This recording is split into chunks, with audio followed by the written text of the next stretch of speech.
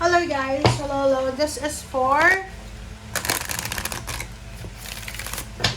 Libra. Welcome dito sa aking channel.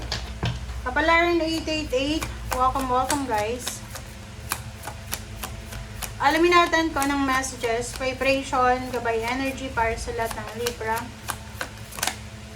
Okay, wow, this is a flow of life. So, go with the flow lang. Okay, Libra, effortless. Wala ka daw na ibang gagawin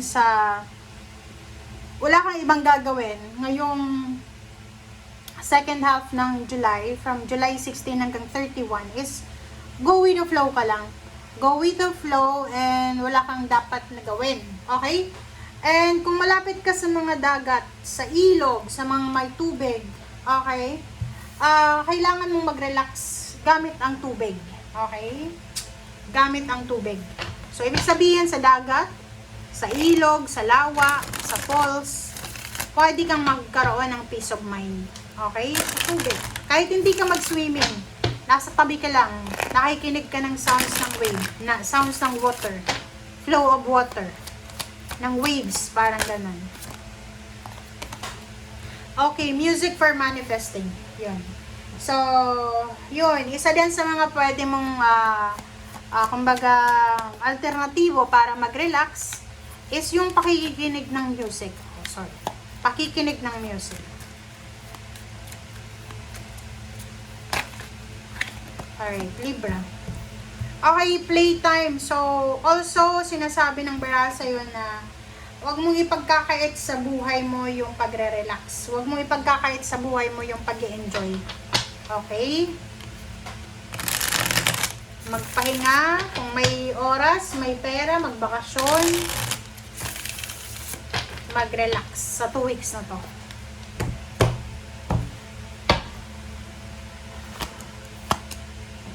Okay. 6 of Swords and 9 of Cups. So, sa nakikita ko sa'yo dito, there's a parang plans or incoming travel, relocation, na posibleng kasama ang pamilya. So, yun. Maybe you're expecting someone na parating, pauwi, or ikaw yung uuwi sa probinsya nyo, or ikaw yung aalis, papunta ka sa lugar na tahimik. Okay, there's a devil. Okay, so kung may may kamag-anak ka na isang Capricorn, okay, isang Capricorn ang posibleng babalik sa'yo sa buhay mo. Anak mo siya, pamangkin, apo, boyfriend, girlfriend, karelasyon. Etong na Capricorn na to ay posibleng bumalik sa'yo. Parang magbabalik. Gustong makipagbalikan or gustong humingi ng tawad. Sa nakikita ko sa iyo dito, there's a good news coming para sa pamilya. May mga selebrasyon na darating, especially maybe this is October. Nakikita ko rin sa iyo dito na yon, may mga family news, may mga miyembro ng pamilya na posibleng bagong promote siya sa trabaho. Meron siyang good news about sa pananalapi, parang ganon. And yun, it's a big celebration, it's a big happiness, source of happiness siya. So, napakasaya. Nakikita ko rin sa'yo dito, mayroong mga Libra na sobrang workaholic. Napaka-workaholic ng Libra na to. Naka-focus lang siya sa trabaho. Wala siyang ibang, kaya nga sabi ng mga naunang baraha, importante yung pagpapahinga. Kasi ang Libra na to, walang playtime, puro lang work. Okay, Hangman. So, yun. Sabi ng bara sa'yo, Libra, as much as possible, huwag tayong masyadong mag-focus para sa future, sa trabaho, ganito. Kailangan balance. You have time for yourself, for your family, for playtime, for your hobbies, parang ganon. And, sinasabi ng baraha, huwag mo munang, huwag mo munang madaliin ang mga bagay-bagay sa buhay mo. And at the same time, may mga kontrata, is either kasal, kontrata, visa, or whatever man siya na hindi matuloy. Okay? So, or maybe tulong. Kung halimbawa na you're expecting help or financial help, umuutang ka ba ng pera, ganito. Pwedeng hindi siya matuloy sa 2 linggong ito. Earth sign. So, sa nakikita ko sa'yo dito, opportunity, financial opportunity sa ibang bansa. Possible siya. Okay? Financial opportunity sa ibang bansa. Isa sa mga possible na magawa mo.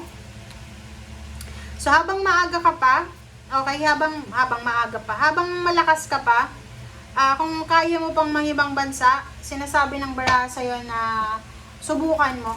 Okay?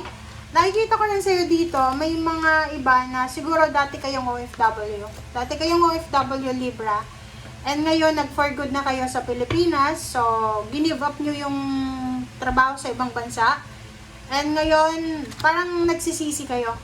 Nagsisisi kayo, lalo't may edad na kayo ngayon.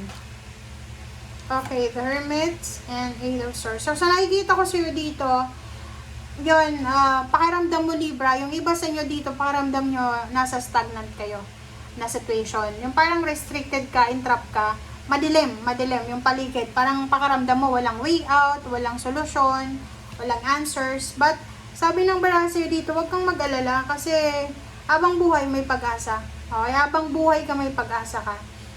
There's an inheritance or family news about money. Mga ari-arian, ganyan, ganito. There's a job na posibleng makakatulong sa'yo and the rest of your family. Direction. So, yun. Mga direction to, mga bago eh. So, halimbawa na empleyado ka, pwedeng makapag-isip ka na magnegosyo. Halimbawa single ka, makapag-isip ka na magkaroon ng love life, magpakasal, parang ganun. So, iba-iba to. So, yun. Pregnancy, mga bagong kaibigan, bagong kakilala, bagong lugar, bagong plano, pagpapatayo ng bahay, pag-aaral, love life, mga hobbies, pag-yoga, or kung anong pa man siya na pwedeng magdala sa'yo ng financial success, yun yung focus mo sa ngayon. Alright? And then, doon sa iba na may mga pinagdadaanan kayong hindi maganda sa buhay financial nyo, possible na makatanggap kayo ng tulong, mabilisan siyang tulong, or maybe text, chat, call, ang hinihintay nyo ang posibleng darating. And yun, so yun, pwedeng halimbawa, may kailangan kang pera, may makakatulong sa'yo, pero yung tulong niya is kailangan mong, tutulungan ka niya, makasurvive, pero hindi yung instant money, kailangan mong palaguin. Okay? Like, ganito yon. Kapamilya mo siya, wala kang pera, wala kang trabaho. So, pwedeng mag-invest siya sa skills mo, or kailangan mong magnegosyo gamit ang pera niya. Okay? So, yun guys. Thank you for watching. Bye!